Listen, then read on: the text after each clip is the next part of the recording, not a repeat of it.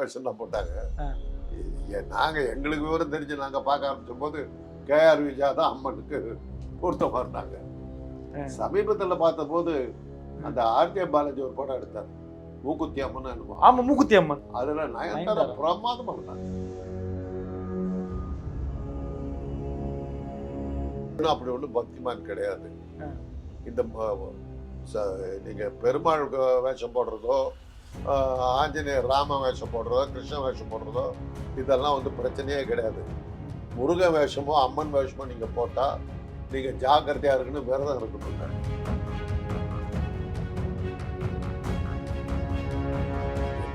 சமூக நாடகமாக இருந்தால் கூட அதெல்லாம் அந்த சில இதெல்லாம் மேடைக்குன்னு சில மரியாதைகள்லாம் இருக்கு. அதெல்லாம் பண்ணிட்டு தான் ஆரம்பிப்பாங்க. நீங்க பாத்தீங்கன்னா ஃபர்ஸ்ட் சீன் ஓப்பன் ஆகும் போது புகை இருக்கும். ஏன்னா சாம்பிராணிலாம் போட்டு கும்பிட்டு அப்புறம் தான் ஸ்கிரீன் தரப்பாங்க.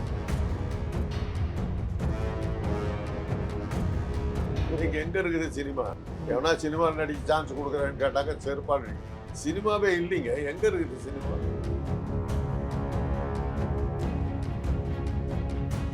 உலகம் முழுவதும் சினிமா அழிஞ்சதுக்கு காரணம் சீரியல் தான். ஹாலிவுட்ல சீரியல்லாம் வர ஆரம்பிச்சோன்னு டக்கு டக்குன்னு எம்ஜிஎம் எல்லாம் சென்னை அளவுக்கு சைஸில் இருக்கிற ஸ்டுடியோ, அவ்வளோ பெரிய ஸ்டுடியோ 20th century ஃபங்க்ஷன்லாம் இழுத்து மூடிக்க ஒன்றுமெல்லாம் போயிடுச்சு.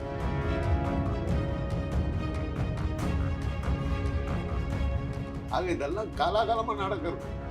அப்பயாரு கூட அவனுக்கு வந்து கவர்ச்சி டான்ஸ் ஆட வைக்கக்கூடிய ஆட்கள் அதை ஒன்றும் பண்ண முடியாது. சினிமான்னு வருவோம் கவர்ச்சிங்கிறது தவிர்க்க முடியாது ஒரு விஷயம்.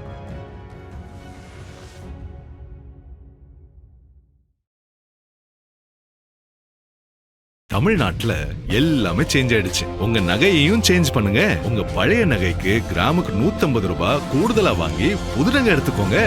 அதே கம்மி சேதாரம் தான் உங்க லலிதால மட்டும்தான். சிடாசிஸ் தமிழர் 4.0 அணிகளாய் திரள்வோம், அமைப்பாய் உயர்வோம். ஜூலை 24-25 ஹில்டன், சென்னை. உலக தமிழர்களுக்கு வணக்கம். இது கிங் டிவி. இன்றைய நிகழ்வில் நம்மோடு மருத்துவர் திரு காந்தராஜ் இணைகிறார். ஐயா வணக்கம். ஐயா, சினிமாவில் வாய்ப்பு தருவதாக சொல்லி 2 நாளைக்கு முன்னாடி ஒரு சின்ன திரை நடிகை அழைக்கிறாங்க. அழைச்சி அம்மன் வேஷம் தர்றதா சொல்கிறாங்க. அவங்களும் நம்பி போகிறாங்க. போகிற இடத்துல அவங்கள வந்து ஏமாத்திடுறாங்க. அம்மன் வேஷம் போடணும் அப்படின்னா உடம்புல எங்கேயுமே காயம் இருக்கக்கூடாது, கீரல் இருக்கக்கூடாது, தழும்பு இருக்கக்கூடாது, அடிபட்டு இருக்கக்கூடாது, உடல் வந்து ரொம்ப ஆரோக்கியமாக இருக்கணும் அப்படின்னு சொல்லி அவங்க உடலை முழுமையாக காட்ட சொல்லி தொல்லை பண்ண உடனே அந்த நடிகை அங்கேருந்து ஓடி வர்றதா ஒரு செய்தி வந்துருது. உண்மையாகவே அப்படி அம்மன் வேஷம் சாமி வேஷம் போடுறவங்க உடம்பு அப்படிதான் இருக்கணுமா? அது மாதிரி நம்பிக்கை உண்டா? தெரியாது. இதெல்லாம் கட்டுக்கதை தான் இல்லையா? அதான் இவன் வசதிக்கு சொல்றான். அந்த பொண்ணு உடிச்சு போடுறதுக்கு அவன் கட்டுப்பிடிச்ச வழி அது. அதுக்கு என்ன பண்ணு? ஆனா அது பொய் தான். யாருங்க கோயில்ல போனீங்கன்னா எல்லா அம்மன் சிலைக்கும் ஒரு சேலையை போத்தி வச்சிருக்காங்கல்ல. ஆமா, எந்த கோயில்லையுமே வந்து நீங்க சேலை இல்லாம நீங்க பார்க்க முடியாது. சிலை வந்து நிர்வாணமா தான் இருக்கும். அந்த காலத்துல மார்புக்கு துணி கிடையாது, மார்பு திறந்துதான் போட்டுக்கிட்டு இருந்தாங்க. மாலிகப்பு அவனுடைய படையெடுப்புக்கு பிறகுதான் பெண்கள் வந்து மார்பு மூட ஆரம்பிச்சாங்க. ஒரு சக்கரவர்த்தி திருமகள்ங்கிற படத்துல பாட்டு எம்ஜிஆர் பாடுவார். தில்லி துருக்கர் செய்த வழக்கப்படி பெண்கள் திரையிட்டு முகமலர் மறைத்து வைத்தல். டெல்லி துருக்கர், அதாவது டெல்லியை சேர்ந்த இஸ்லாமியர் படையெடுப்பு அவங்க வந்து பண்ணதுக்கு பிறகுதான் பெண்கள் வந்து மார்புன்றதுக்கு பதிலாக திரையிட்டு முகமலர், முகத்தையும் மலரையும் மறைச்சாங்க அப்படிங்கிறது. அதுக்கப்புறம் தான் அதெல்லாம் வந்தது. அதனாலதான் நீங்க கோயில் சிலைகள் எந்த சிலையை பார்த்தாலும் பெண்களுடைய மார்பு திறந்தா இருக்கும். ஒரு 300-400 ஆண்டு பழமையான கோயில்கள் எதில் பார்த்தீங்கன்னாலும் பெண்கள் மார்பு திறந்தார். அதுதான் இயல்பு, அது ஆபாசம் கிடையாது. அது மார்பு அவங்க மூடலை. அப்புறம் எல்லாம் டைட்டான உடைகள் தான் அணிஞ்சிருந்தாங்க. அதெல்லாம் நீங்க கோயில்களில் பார்த்தீங்கன்னா தெரியும். கோயில்கள் பழைய கோயில்கள் இன்னைக்கும் அப்படிதான் இருக்கு, பார்த்தா சிலைகள் அப்படிதான் இருக்கு. அதனாலதான் இவங்க வந்து அது மேல வந்து இப்ப இருக்கவங்க வந்து சேலை போட்டு மூடி இது பண்றாங்க. ஆனா சினிமால இப்ப நீங்க உங்க காலங்களில் நீங்க அம்மன் வேஷம் போட்டு நடித்த நடிகைகள்லாம் நீங்க பார்த்துருப்பீங்க இல்லையா? அதுல யார் யார் பொருத்தமா இருந்தாங்க அந்த காலங்கள்ல? அது அப்போல்லாம் வந்து கேபி சுந்தராம்பன் இருந்தாங்க. அம்மன் வேஷம் எங்க போட்டாங்க? அவையார் வேஷம் தான் போட்டாங்க. நாங்க எங்களுக்கு விவரம் தெரிஞ்சு நாங்க பார்க்க ஆரம்பிச்ச போது கேஆர் விஜயா தான் அம்மனுக்கு பொருத்தமா இருந்தாங்க. சமீபத்தில் பார்த்த போது அந்த ஆர்கே பாலாஜி ஒரு படம் எடுத்தார், மூக்குத்தி அம்மன் என்னமோ. ஆமா, மூக்குத்தி அம்மன். அதுல நயன்தாரா நயன்தாரா. பிரமாதமா இருந்தாங்க. அம்மன் விஷயத்துல. அப்படியே அம்மன்னா நிஜமாவே அதுதான் அம்மன்ற மாதிரி இருந்தாங்க. அது மாதிரி நிறைய பேர் இருந்திருக்காங்க. அது எங்க காலத்துல கேஆர் விஜயா தான் அம்மன்னாக்க கேஆர் விஜயா அப்படின்னு இருக்காங்க. ஏத்துக்கிட்டாங்க அவங்கள. அதுக்கும் பொருத்தமா கச்சிதமா அவங்க இருந்தாங்க. அது அதுக்கு விரதம்லாம் கடைபிடிக்கணுமா அம்மன் வேஷம் போடுற அன்னைக்கு? அது சொல்லுவாங்க. இப்போ ஸ்ரீவள்ளி படத்துல சிவாஜி வந்து முருகனா நடிச்சார். பிளாக் அண்ட் ஒயிட் படம், கருப்பு சிவப்பு இல்ல இது கலர் படம். கலர் படமா? ஆமா, நரசு ஸ்டுடியோ எடுத்தது. அந்த ஷூட்டிங் நடக்கும் போதெல்லாம் உடம்பு சரியில்லாம் படுத்து படுத்து ஷூட்டிங் நிறைய தடவை கேன்சல் ஆச்சு. அப்பதான் எம்ஆர் ராதா சொன்னார், சிவாஜிக்கு என்னத்துக்கு இந்த ரோல், ஏன் நல்ல நடிகர் ஒன்றும் அப்படி ஒன்றும் பக்திமான் கிடையாது. இந்த நீங்க பெருமாள் வேஷம் போடுறதோ, ஆஞ்சநேயர் ராம வேஷம் போடுறதோ, கிருஷ்ண வேஷம் போடுறதோ இதெல்லாம் வந்து பிரச்சனையே கிடையாது. முருகன் வேஷமோ அம்மன் வேஷமோ நீங்க போட்டா நீங்க ஜாக்கிரதையா இருக்குன்னு விரதம் இருக்கணும்னார். சொன்னது எம்ஆர் ராதா. இவர் அந்த மாதிரி விரதம் இருக்காதனாலதான் திரும்பி திரும்பி படுத்துக்கிறாருன்னாங்க. நடந்தது அந்த படமும் சுமாராக தான் போச்சு, போட வேண்டிய அளவுக்கு போகல. அதனால என்னத்துக்குன்னாக்கா முருகன்லாம் கொஞ்சம் அந்த வேஷமெல்லாம் போடும்போது ரொம்ப ஜாக்கிரதையா இருக்கும். அதே மாதிரிதான் எவனும் வந்து மாரியம்மன் வச்சு படமே எடுக்க மாட்டான். சக்தி வாய்ந்த அம்மன். நீங்க அதில் ஏதாவது தப்பு பண்ணீங்கன்னா நீங்க சுத்தமா காலி ஆயிடுவீங்க. மாரியம்மன். ஆமா, இதெல்லாம் வந்து பகுத்தறிவுக்கு அப்பாற்பட்டு நம்ம பேசிக்கிட்டு போக வேண்டிய விஷயங்கள். அவ்வளவுதான் சொல்லலாம். அதுல பெருசா ஆராய்ச்சி பண்ண வேண்டிய அவசியம் இல்லை. ஆராய்ச்சி இல்லை, நடந்தது நம்ம பார்க்குறோம். வெள்ளக்காரனே பயந்தாங்க. அப்படியா? ஆமா, அவனுக்கு இந்தியாவுக்கு வந்து தானே அம்மை நோயை பற்றி அவனுக்கு தெரிய ஆரம்பிச்சு. அம்மை நோயை கண்டு அவன் பயந்து நடுங்கிட்டாங்க. அதனால தானே அவனுடைய ஆட்சி காலத்தில் அம்மை நோயை ஒழிச்சாகணும்னு சொல்லி அம்மை ஊசி போடுறத வந்து கட்டாயப்படுத்திட்டான். ஒரு குழந்தை பிறந்த உடனே அம்மை ஊசி போடலைன்னா பெற்றோர்களை ஜெயிலில் தள்ளுன்ட்டான். அதே அம்மை நோய் புரியுது. அம்மை நோய்க்கு அம்மனுக்கு என்ன சம்பந்தம்? அம்மை அந்த பேரே அம்மைன்னு பேர் வந்தது அம்மாவனுடைய கோவம்ன்றது தான். அம்மனுக்கு கோவம் வந்தால் முகத்தில் முத்தா கொட்டிடுவா அப்படின்வாங்க. அதனால தான் மாரி முத்து, மாரியம்மனால் முத்துக்கள் போட்ட இது இந்த பேர். அதனால அந்த அம்மை நோய்க்கும் மாரியம்மனுக்கும் தொடர்பு உண்டுங்கிறது தான். ஆத்தா வந்து விழுந்துட்டா அப்படின்பாங்க. ஆமா, முத்து போட்டுட்டா, முத்து மாரியம்மன் அப்படின்ற பேர்லாம் வந்ததா சொல்லுவாங்க. இப்போ இந்த மாதிரி சினிமாவில் அப்போ வந்து கதாபாத்திரம் இருக்கணும், அம்மன் கதாபாத்திரம் இருக்கணும்னா ரூல்ஸ் எல்லாம் இருக்கு இல்லையா? இதெல்லாம் ஃபாலோ பண்ணணும், விரதம் இருக்கணும், நல்லது, அது ஜாக்கிரதையாக இருக்கணுங்கிறது, பாதுகாப்பாக இருக்கணும் அப்படின்னு. அது இன்னைக்கு ஏற்றுக்கிற ரோலை பொறுத்தது. அது நீங்கள் இந்த டீட்டெயில் கேட்கணுன்னா இங்கே சிவகுமார் தான் போய் கேட்கணும். ஏன்னா சமீப காலங்களில் பல கடவுள் வேஷங்கள் நடிச்சது அவர் தான். பொருத்தமாக இருந்தார். கந்தன் கருணையாகட்டும், நிறைய படங்கள் முருகன் வேஷங்கள்ல நிறைய படங்கள்ல அவர் வந்து சாமியை வைத்து ரொம்ப அழகா பொருந்தியிருந்தார். பத்மினி சிவாஜி கூட வேஷம் போட்டிருக்காங்களே, அம்மனா சிவனா திருவிளையாடல படங்கள்ல. திருவிளையாடல் சாவித்திரி தான். சாவித்திரி அவங்க பொருத்தமா இருந்தாங்க. அந்த ஒரே ஒரு தடவை தனிப்பிறவிங்கிற படத்துல எம்ஜிஆர் வந்து முருக வேஷம் போட்டாரு. ஜெயலலிதாவோட நிற்பாரு. தியேட்டரில் விசில் அடிச்சு கை கொட்டி சிரிச்சு அதுக்கப்புறம் பயந்துக்கிட்டாரு. இந்த ஒம்பே காணாரு. பாலமுருகன் காட்டினாக்கா யாருங்க பார்ப்போம். சரி, காமெடி சீனா மாதிரி போச்சு அந்த சீனு.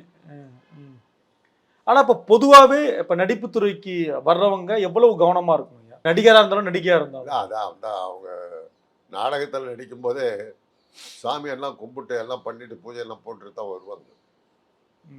எந்த சமூக நாடகமாக இருந்தால் கூட அதெல்லாம் அந்த சில இதெல்லாம் மேடைக்குன்னு சில மரியாதைகள்லாம் இருக்குது. அதெல்லாம் பண்ணிட்டு தான் ஆரம்பிப்பாங்க. நீங்கள் பார்த்தீங்கன்னா ஃபஸ்ட்டு சீன் ஓப்பன் ஆகும்போது புகை இருக்கும்.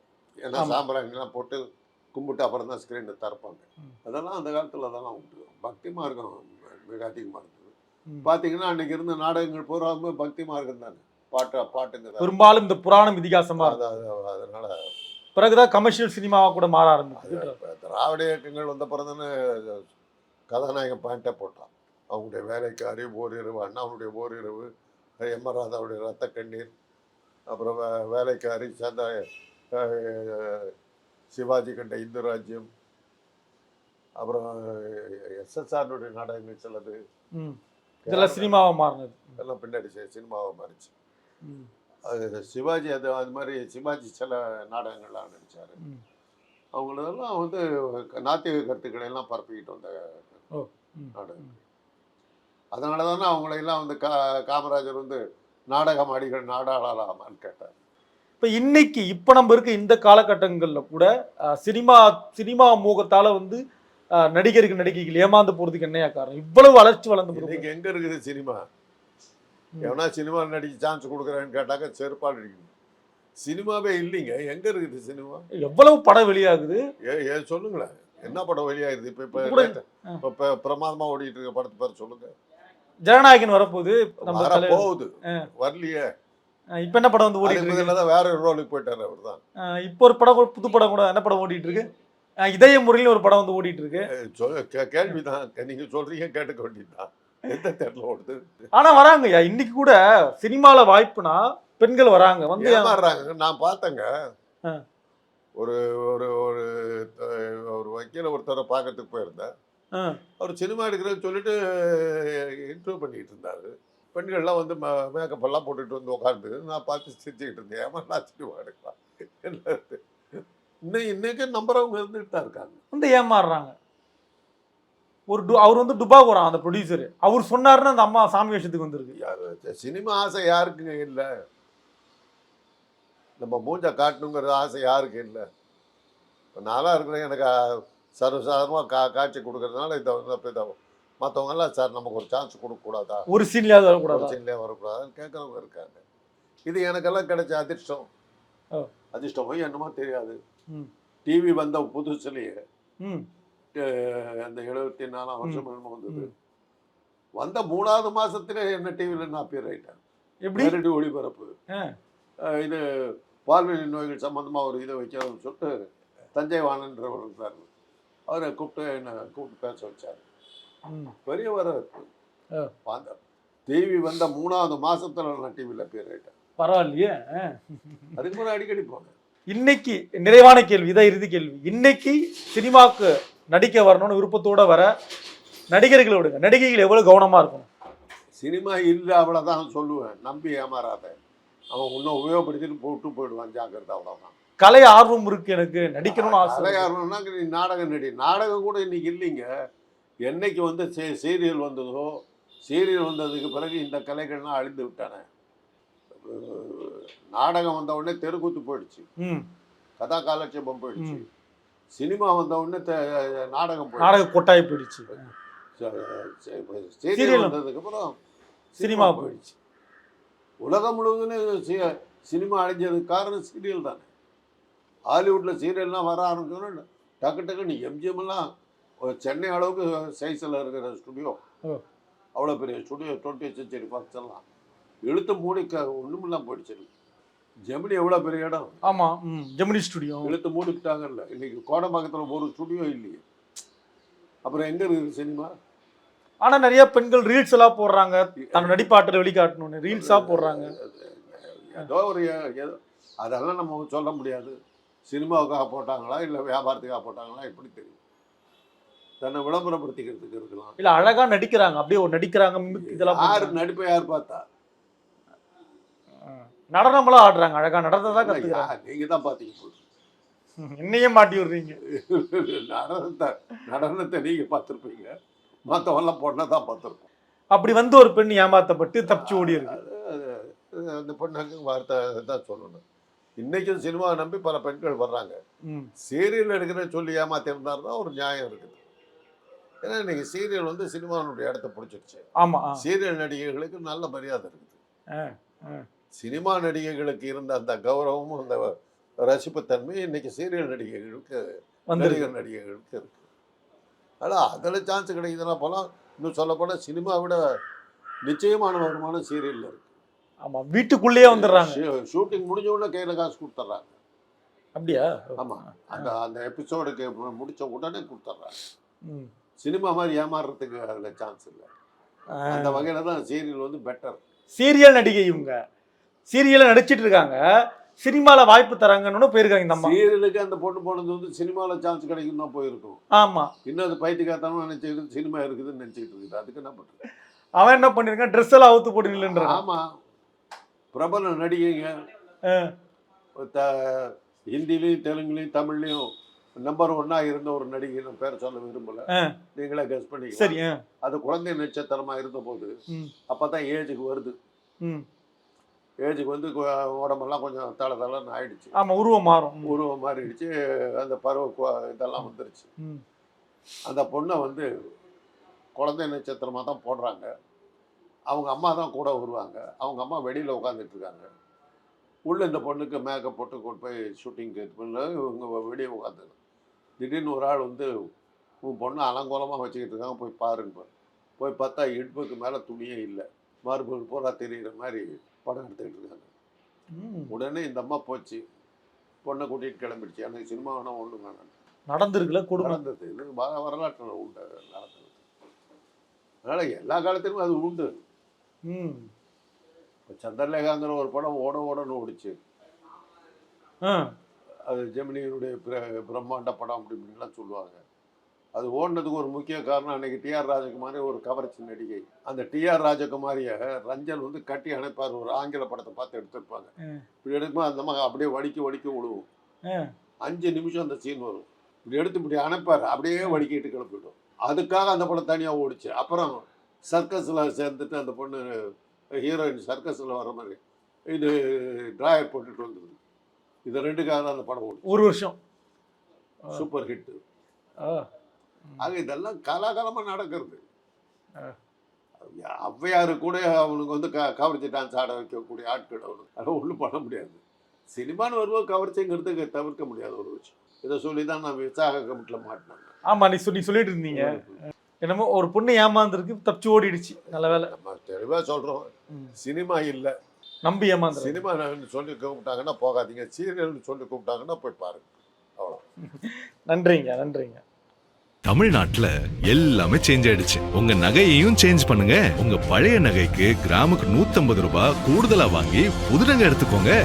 அதே கம்மி சேதாரம் தான் உங்க லலிதால மட்டும்தான். சிடாசிஸ் தமிழர் 4.0 அணிகளாய் திரள்வோம், அமைப்பாய் உயர்வோம். ஜூலை 24-25 ஹில்டன், சென்னை.